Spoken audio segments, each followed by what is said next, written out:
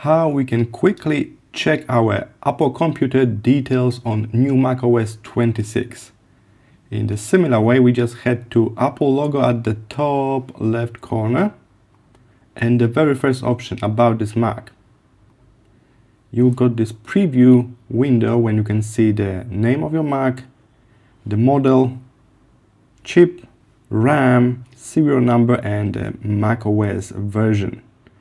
If you need to know more, you can always click this button here, more info. This will take you straight to settings, general, and some of the information is repeated here, but then you can also see your display information, so how big is your screen, what's the resolution, and also your storage, your hard drive. You can also go into the full system report from here. I hope this was helpful. See you in the next one.